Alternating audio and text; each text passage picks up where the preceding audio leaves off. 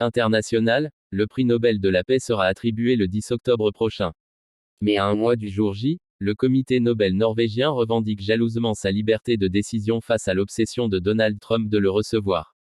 Depuis son retour à la Maison-Blanche, le président républicain ne le cache pas, il veut le Nobel qu'un de ses grands rivaux démocrates avant lui, Barack Obama, 2009 à 2017, avait décroché à la surprise générale peu après sa prise de fonction. Donald Trump appelle ses partisans à la non-violence après la mort de Charlie Kirk.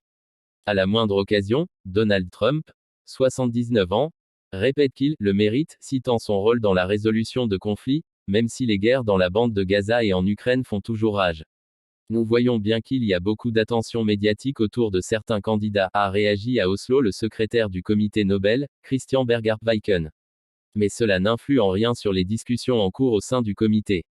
Le comité examine chaque candidature en fonction de ses propres mérites, a-t-il expliqué dans un entretien à l'AFP. À l'appui de sa campagne, Donald Trump fait valoir que plusieurs dirigeants étrangers, de l'Israélien Benjamin Netanyahou à l'Azerbaïdjanais Ilham Aliyev, ont proposé ou soutiennent sa candidature. 338 nominations. Pas sûr toutefois que ces nominations soient arrivées à temps pour 2025. Donald Trump a pris ses fonctions le 20 janvier, 11 jours seulement avant la date limite pour le dépôt des candidatures. Être proposé n'est pas nécessairement un grand accomplissement. Le véritable accomplissement, c'est de devenir lauréat, souligne Christian Berger Viken. Vous savez, la liste de personnes qui peuvent proposer un candidat est assez longue. Parlementaires et ministres de tous les pays, anciens lauréats, certains professeurs d'université. Des dizaines de milliers de personnes sont habilitées à faire une nomination. Cette année, 338 individus et organisations sont en lice. La liste est tenue secrète.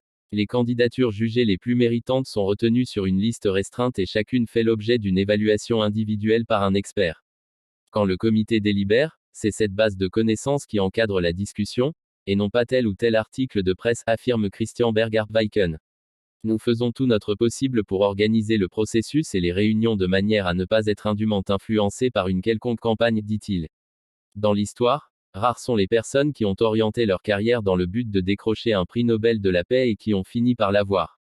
De multiples raisons de ne pas lui donner. Selon le journal norvégien Dagen Næringsliv, Donald Trump a, lors d'un entretien téléphonique consacré aux droits de douane fin juillet, directement évoqué le Nobel avec le ministre norvégien des Finances Jens Stoltenberg, qu'il connaît bien depuis que celui-ci a dirigé l'OTAN.